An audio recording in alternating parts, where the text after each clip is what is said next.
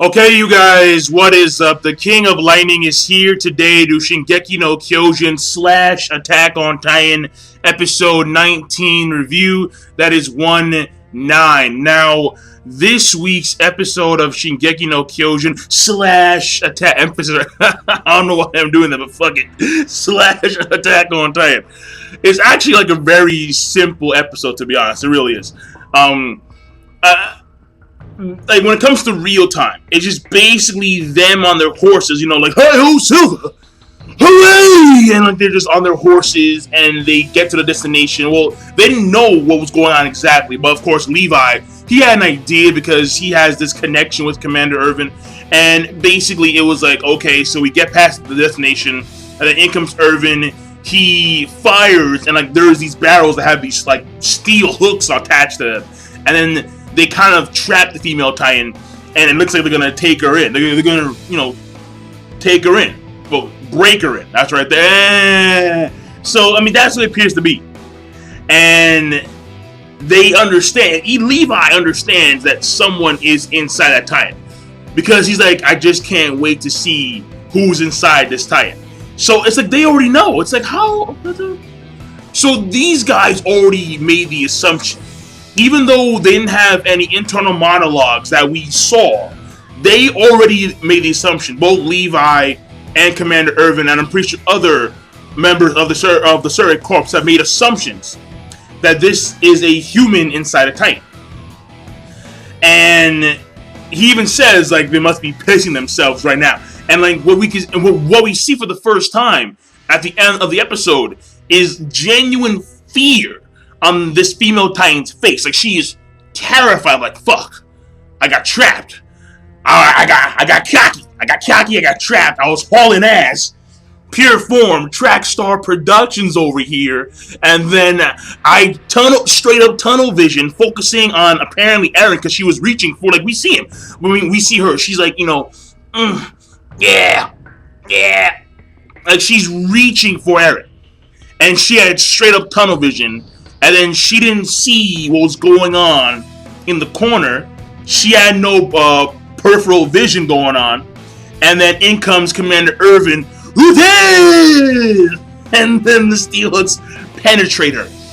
No pun intended. Now, aside from that, it was pretty much like a flashback.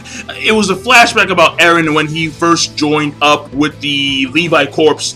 And how we have Hanji, and basically they do an experiment, if you would.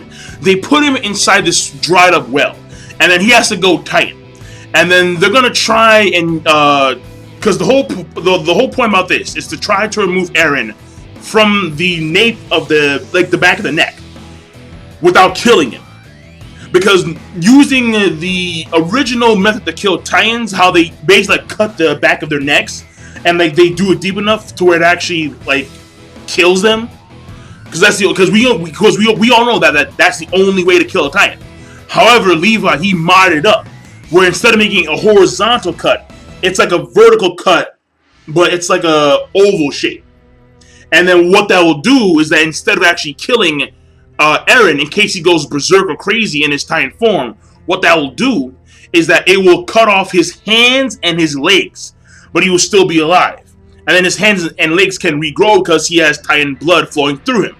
So, I mean, it is a smart plan. I mean, it's very brazen, but I mean, fuck it. You that's all they have. That's all they have. They can't really use anything else. Like there are no pitfalls. Like, given the circumstance, if Eren does go crazy, that is like legit one of their only options that they have available to them. I mean, they could try and use the environment around them to try and trap Eren like a pitfall, to try and tie him up like they did the female Titan, but that would take way too much resources and manpower, and just simply doing an oval shaped cut, that is more effective, way more efficient. So okay, I'll give them that. It's crude, but I'll give them that. And the whole thing was just seeing the Levi Corps. At first, they didn't trust him at all, and they were very jumpy because after he failed with the biting thing, it's like he went for the spoon, and then his arm transformed, And that's when we get the whole entire revelation where in order for Eren to actually transform as a Titan, he just cannot simply just bite his hand and then transform. He actually has to have a set goal in mind, and then he could transform Titan. So every time he was in Titan form, again, Hanji mentioned how at first it was kill the Titans, and then it became to protect my friends from the cannon.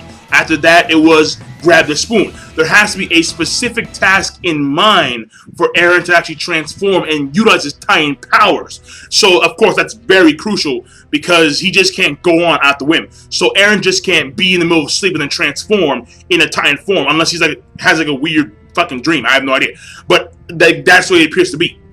So, I mean, it could dive in deeper than that because when it comes to the whole Titan anatomy scheme, we still don't know a lot about them.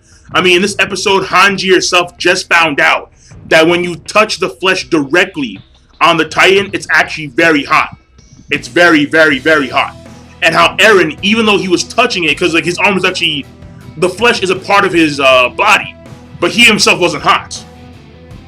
So she was hot by touching the flesh directly, but he himself wasn't hot at all. So that's the whole thing right there. Now, and of course, the main point of the episode, aside from the flashback, was in real time, like this internal struggle between the Levi Corps and Eren wanting to go there and save these men who were being slaughtered by the female Titan. And it was the Levi Corps saying, listen, believe in us. We're here. We're going to stick with Captain Levi's orders. Petra and Gunther, they're just look ahead, straight ahead, don't look back, just keep on going. They're gonna die, but their lives will be more. Their lives will help us proceed further without the need of you going Titan, because our job is to protect you, so you don't quote unquote get a scratch on your body. That's their apparent job.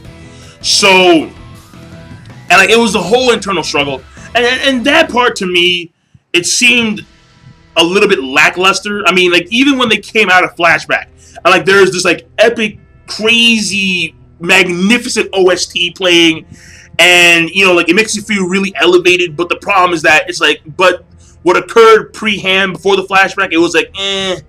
So the OST in this show is amazing. It truly is. But the problem is that sometimes it's way overblown. And in this case, when we see Eren, he finally makes his choice to say, straight ahead. The OST was super overblown. But again, it's still pretty damn good, OST-wise, by itself. But other than that, that's the episode. That's the entire episode right there. I mean, it was actually, again, it's very simple. I mean, there's a few, when it comes to the flashback is the most important part because it does reveal a lot. It does reveal that a human / Titan, if they do exist in the world. Actually, no, we do know because the female Titan is in fact a human / Titan body. These people need to have specific goals in mind alongside with injuries, and then they get transformed as Titans. And then we learn a little bit more about the Titan anatomy, about the temperature of the flesh of the Titans, and how, because we always see them steam, but again, direct contact, very hot.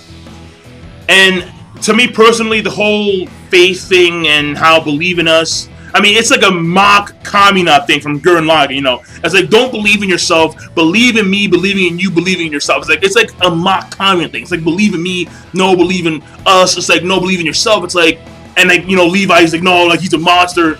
He can do whatever he wants to. Let him believe in yourself, but then you may want to believe in us instead. Make your choice. It's what the fuck? So, to me personally, it was, it was meh. It was very meh. But because at the end of the day, I understand that there was a struggle, not only in Eren's mind, but also between him and the Corps members. But then at the same time, Levi himself was going.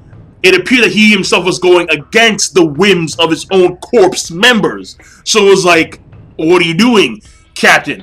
Central. So it was there was a lot of exposition that is important. That's dialogue that's important. I'm not saying it's not important, but at the end of the day, he just said, okay, fine. So I'll just go straight ahead. And the guys in the rear, they died. the female tying, she goes full on, like Usain Bolt sprint, like head down. So she was ready to go, and then she gets trapped, and then she gets penetrated. So the episode rating overall, when it came to the flashback, I actually liked it. I really did. When it came to the real time, it didn't get good until the end. So, in my personal opinion, I'll probably give like an okay plus to a good. Somewhere around there. That's my rating. Yeah, I'll leave it at that. So, King Lightning, be sure, of course, rate, comment, and subscribe as always. Peace. Have a nice day.